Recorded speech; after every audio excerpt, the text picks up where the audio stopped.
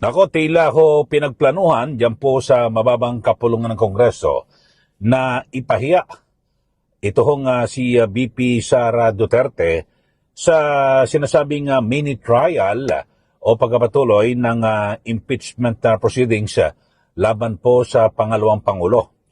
At isa ho sa, buti na lang ho, hindi kumagat ho itong si VP Sara at hindi niya sinipot itong House Committee on Justice. Alam nyo ho, makikita nyo ho ito ho, kaya masasabi ko ho at ito ay aking komentaryo lang ho at paniniwala o pakiwari na kung saan ay ito hong si VP Sara ay talagang ipinlano ho na itabi pa ho.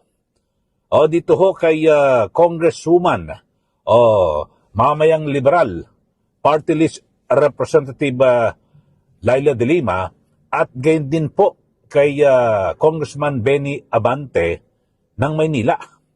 Biruin niyo pati yung seating arrangement sa kaliwa ni VP Sara si Benny Abante, tapos sa kanan niya ay itong si Laila de Lima. So talagang pinaplano na halimbawa kung umattend ho si VP Sara, talagang siyempre alam naman natin na talagang kumukulo ang dugo ni VP Sara sa dalawang yan. At siyempre kapag yung mga harap-harapang mga tanong, talagang gagalitin nila si VP at baka sa pag-asa po nila o paniniwala na baka biglang mawala po, no? Ibig sabihin yung temper, yung kanyang, di ba, biglang magalit to si VP Sara, so ang mapapahiya ay ang pangalawang presidente. Di po ba? So buti na lang ho ay hindi po sabihin natin na kumagat sa isang patibong ito hong si VP Sara at hindi po dumalo sa nasabing impeachment proceedings o ang tawag ho nila ay mini trial. Sabi ho yan ni Congresswoman Jerbil Luistro. Congresswoman, abogado ka, hindi pwedeng mini trial. Ang trial ay sa Senado lang. Diyan kayo ho, yung sa mababang kapulungan ng Kongreso, kayo po ay nagsisilbing prosecutor. Di po ba? Yung piskalya.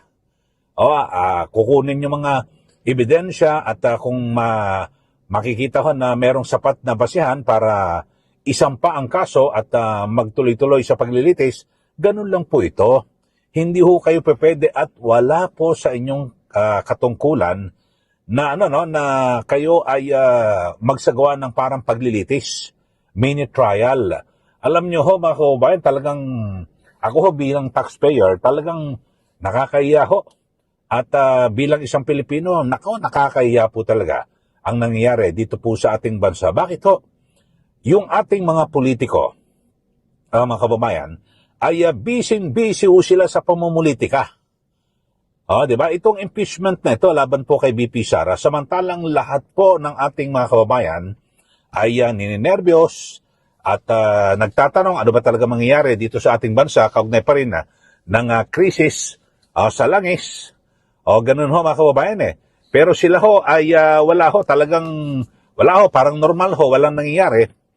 At na kung saan ay tuloy-tuloy yung kanilang kagustuhan na mapatalsik po ito hong si VP Sara. Di po ba? So, bagamat ang sabi ho nila ay constitutional duty raw po nila kanilang tungkulin. Ito hong ginagampanan di umano na mga kongresistang ito. Pero, mas sabihin natin, mas dapat na bigyan po nila ng pansin at unahin yung kanilang responsibilidad sa kanilang mga constituents o nasakupan kung paano maibsan yung hirap, yung epekto nito hong nangyayari po sa atin na kung saan ay patuloy na tumataas yung presyo po ng produktong petrolyo at syempre, mga kababayan, ito ho ay tumatagos na po sa presyo po ng mga bilihin. At meron nga mga pahayag po, di ba? Yung sabi nga ho ng ating gobyerno, yung DepDep, baka umabot sa 160.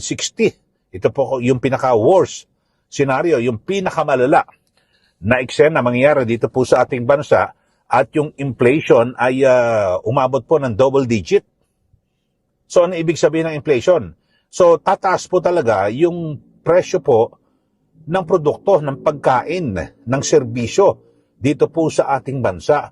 Pero itong mga kongresistang ito ay busy-busy po sila sa pamumulitika. Biro nyo, talagang pinlano ho ito eh.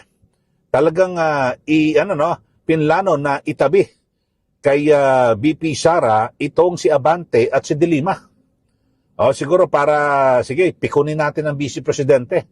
At para pag napikon yan, nagdire-diretso, baka magkagulo dyan sa hearing. So kita nyo ho, mga kababayan, samantalang sa ibang hearing, makikita nyo ho, na talagang pag medyo, ito, magkainitan ito. Yung mga matitino na komite, naku, huwag natin pagtibihin yan. Kasi baka magkainitan yan, di ba? Dito sinadya Sinadya ho na pagtabihin. Ito hong si VP Sara Duterte at kaliwat kanan niya, no, itong si De Lima at si Abante. Di ba? Ilan naman ang aking sa aking pagkakaintindi ho rito. Talagang gusto nilang pikunin. Ito hong si VP Sara. Yun ho. Kaya lang ang maganda ho mga kababayan ay wala po. Tama po ang diskarte o estratehiya ni VP Sara at ng kanyang mga abogado kasi wala namang mangyayari. Alam nyo ho, kahit na magpresenta pa ho ng sandamukal, track na ebidensya, ito pong si VP Sara Duterte para pabulaanan itoong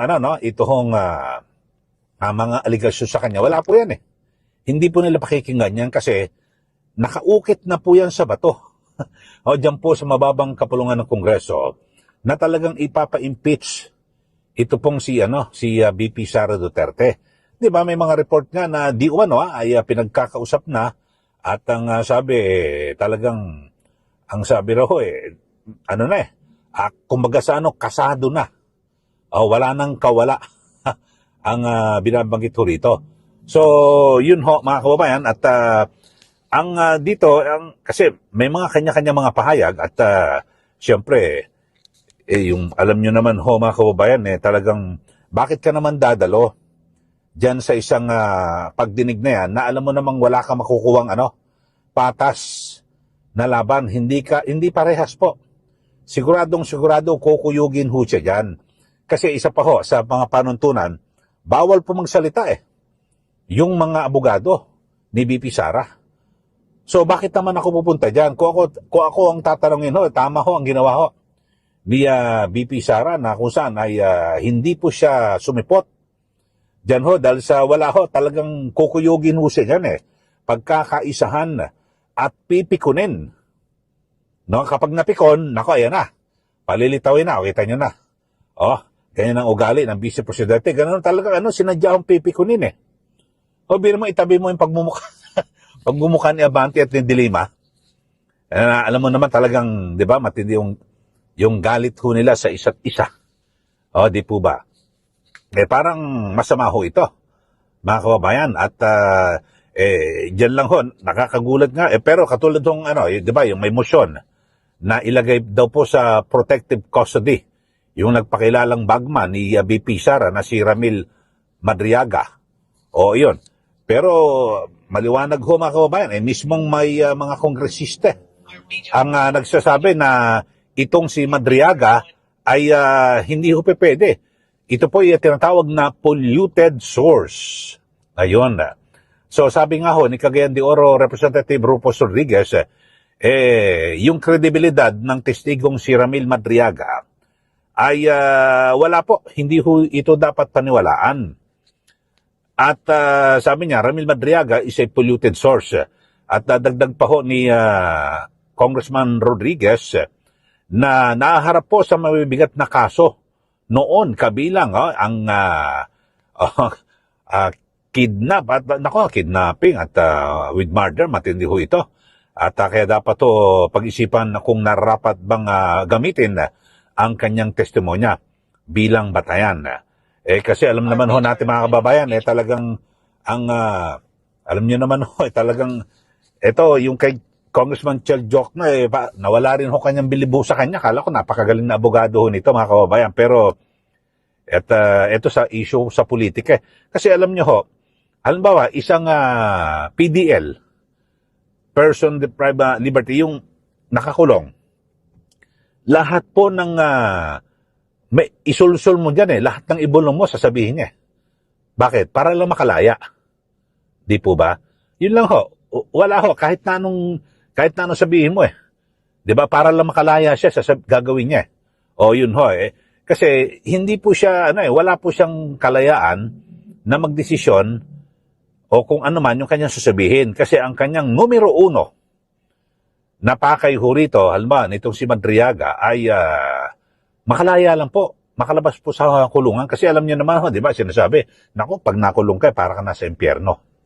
O, di ba? May ganyan, nag-alok na, uy, tumistigo ka para makalaya ka. O, di ba, talagang matindi ho ito, mga kababayan.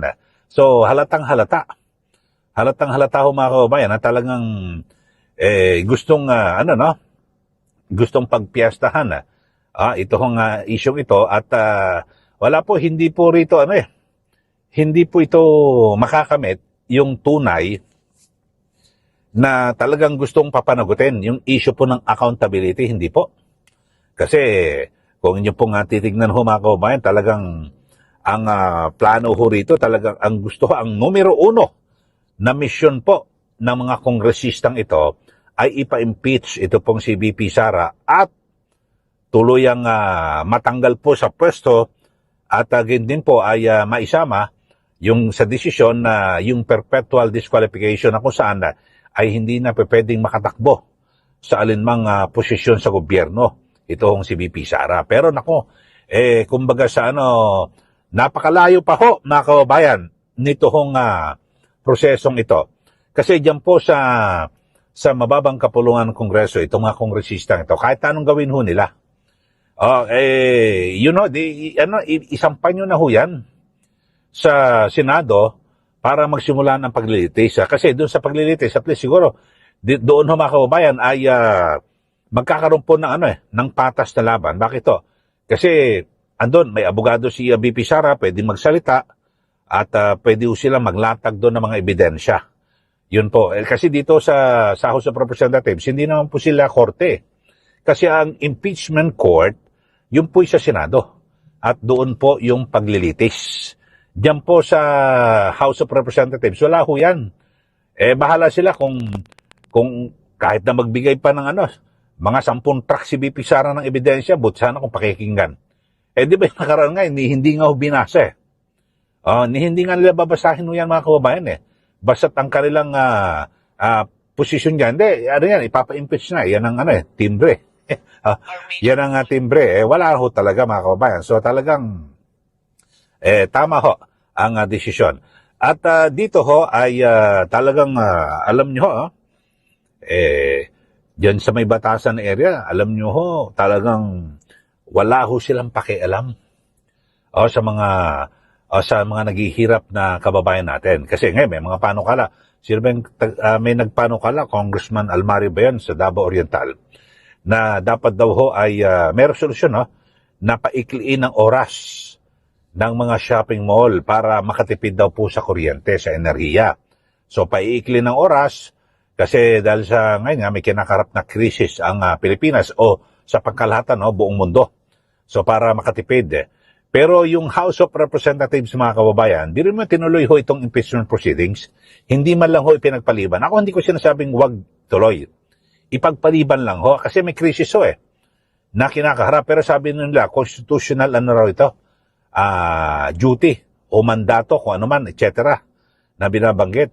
Pero yung kanila, paano yung kanilang yung responsibilidad naman na ibigay po yung kanilang trabaho, magsagawa po ng batas at kung ano man, na makatutulong po sa taong bayan para maibsan ang paghihirap, di po ba?